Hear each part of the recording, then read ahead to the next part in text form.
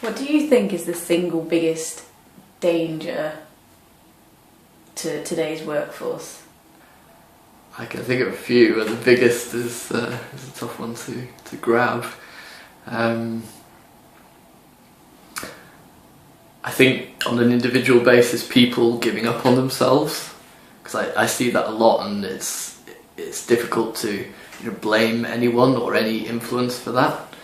But the people around you in society, the things you read, the things you overhear in the street, on the bus, you internalise so much, and I think it's so easy to get to a certain point in life where you think, I've got enough skills, I'm giving enough good stuff to my employer, my family, whatever, and then you just stop, you plateau. And I think that's, whether it's in a career or whether it's just in your personal life, I think that's not a good place to exist. And I see a lot of people get to a certain point, get comfortable, and then they think, I'm subconsciously or consciously, I'm not going to go any further. I've done kind of what I need to do in the headlines of life.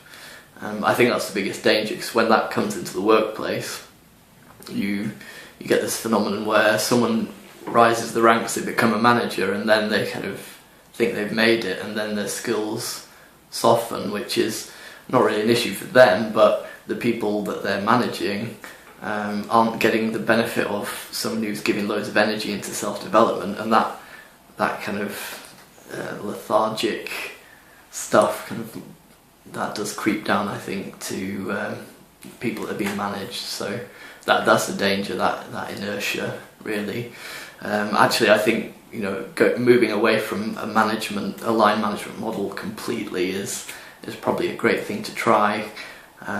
Investing in more of a highly skilled mentor model. So instead of having a line manager, you're having these performance conversations. You meet with a mentor.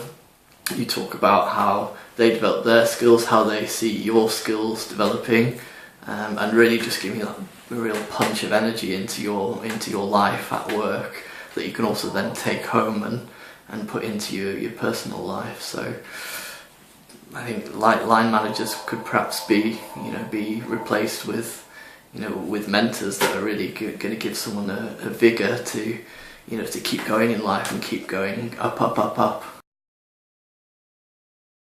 So tell me what you're trying to achieve with HR Waterfall. What are your goals, your aims? My aims? Well, I've set myself this aim of reaching 200,000 people, professionals and business leaders. It's not just for HR people, because I believe that HR isn't an industry in a box, which some people might think it is, but it's actually, to me, it's business. So with a certain aim, developing people, attracting people, getting the best from people and becoming better people in the workplace. Apparently there's only 75,000 HR professionals, people professionals in the UK. So not all of them are going to get what I'm doing or like what I'm doing. So add some business leaders in as well. I've still got a huge load of people I'm going to be trying to reach in other countries, which is great, because from the start I wanted to create something international, work internationally, move internationally. It's also for people in wider society that have got an interest in work, because I think more than ever HR could have a real social role in leading our society into the future, where work is going to become a much more confusing, a much more bewildering topic. So I think HR Waterfall is in the forefront of talking about HR in a social way, as well as something that's kind of hidden away behind closed doors in the workplace. How are you going to reach your goal? If I knew how I was going to get there, I think it wouldn't be a journey. It would be a target.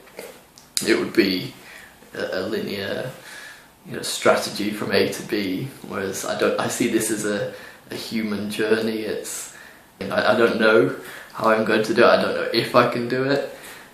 All I know is that within me there is the passion to do it. So that's what drives me forward. Whether I reach one person, 10 people, 10,000, 200,000. I think I can get to 200,000, and that's what I'm going for. And I've got the patience to get there, so I'm not in a huge rush to get there because I want to reach people in a quality way. So in all honesty, I don't know how I'm going to get there. I'm going to make lots of connections.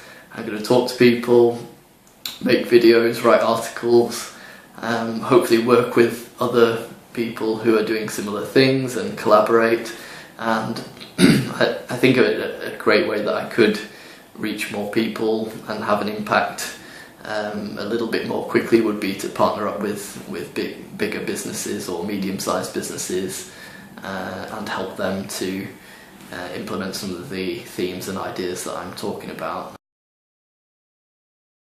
Tell me how the conversations you've had with people about work environment, how has their experiences impacted on what you're doing or what you're trying to do or what you're aiming for?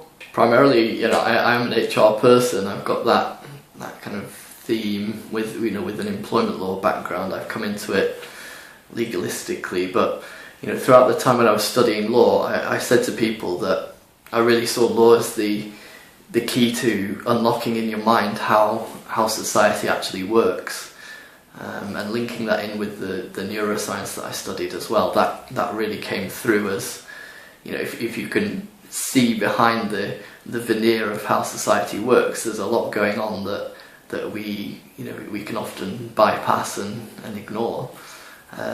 So I approach my conversations about the workplace and the HR industry more as a writer or an investigative journalist.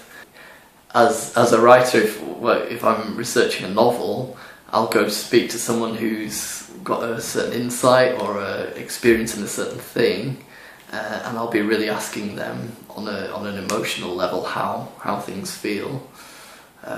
Out there, people are telling me things about the workplace, why they're dissatisfied, why they love it but yet might leave it for a while and then want to go back. So our relationship as people within the society we have now has become more cyclical in terms of the workplace. I think we want to be there, we want things to change, but we don't necessarily want things to change overnight, and we don't necessarily want things to change entirely to suit us. We want to adapt to the workplace as well. So I think there's a lot of scope for employees and employers to meet in the middle. I think the big challenge is facilitating a way for that conversation to happen so that it actually produces results that are interesting enough to put into practice. What does your ideal workplace look like? My ideal workplace it's not entirely a place, it's more of a world.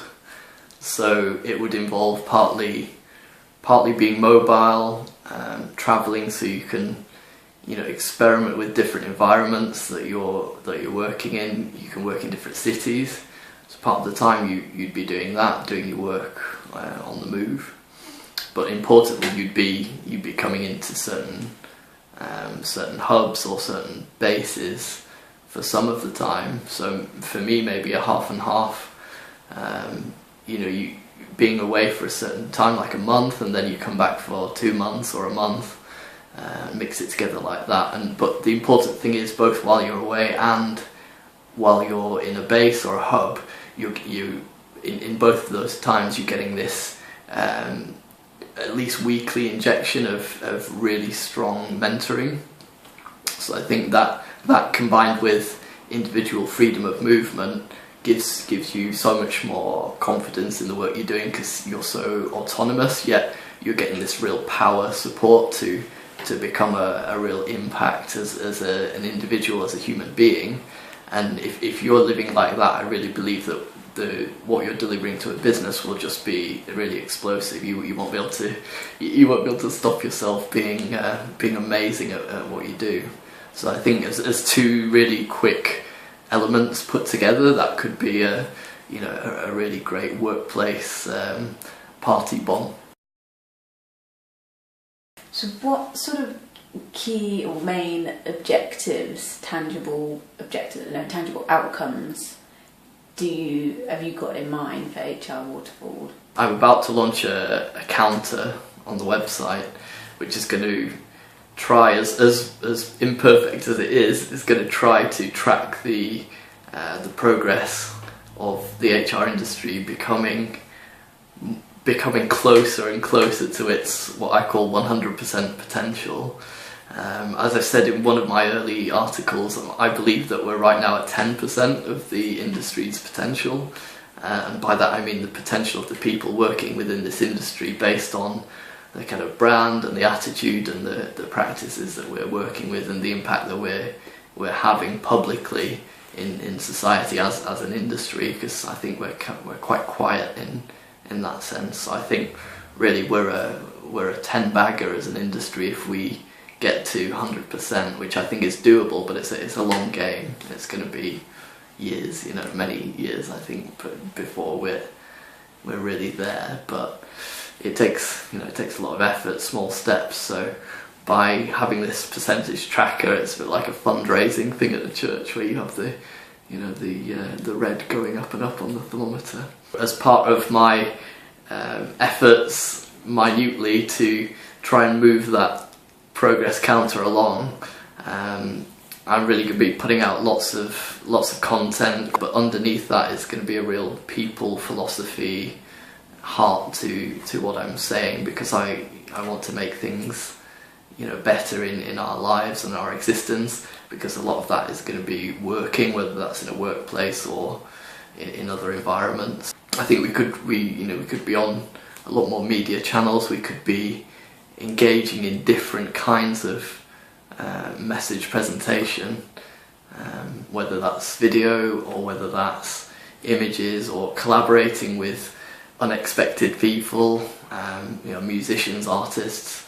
I think staying within our industry in an imaginary box is not going to help us get to where we're going to be. So massive collaborations, outside of our industry. What frightens you? What frightens me? Yeah. Well, not many things, but I think the thing that frightens me is self-censorship. It doesn't keep me up at night, but it's on my mind to not do that. So I think that's as close to being frightened of something that I am at the moment. So if you could give HR people one message of advice, one piece of advice, what advice would you give them? At base level, right at the bottom of the advice, there's different levels of advice I'd like to give, probably going up 10 or 20 levels, but right at the bottom as a start point, I'd say don't let people CV bully you into this little cardboard box of a CV, because there's a tendency to say when you're moving on with your career in HR, you're allowed to do certain things only when you've already done them before. So I kind of see it a little bit strong, but I kind of like to call it playfully CV bullying. The real crux of it is if you're being encouraged by recruiters or other people in your industry that are hiring you and asking you, give me an example of this question, it all implies that you've had to have done it before for them to even listen to you and take you seriously. I've come across this situation many times, and I like to give answers that are forward thinking, that come from an imaginative perspective where I haven't done it before, because that's what keeps me interested in moving along in my working life. So yeah, be bold, and if it means you don't get that job because they want someone who's done it all before, I think it's a good thing that you don't get that job, because in the long run, or even the short to medium run, you're not going to learn anything, and you're probably not going to be happy there if you're looking at it in an imaginative way that you want to progress and actually do real stuff in the world. So don't let someone pick you into a CV box, and don't let someone make you a bullet point. So Martin, in your own 3 words, how would you describe HR Waterfall? 3 words. It's a tough challenge. It's giving people energy. That's it. I'd say giving people energy, because I think the HR industry really needs more energy investing in it, because it's been easy to exist on the sidelines and tell ourselves that we're a valuable support function, but to be leaders you need to have energy yourself and also give it out. So I think that's a little bit that I see missing, and with my background, I think that's what I can give to the industry.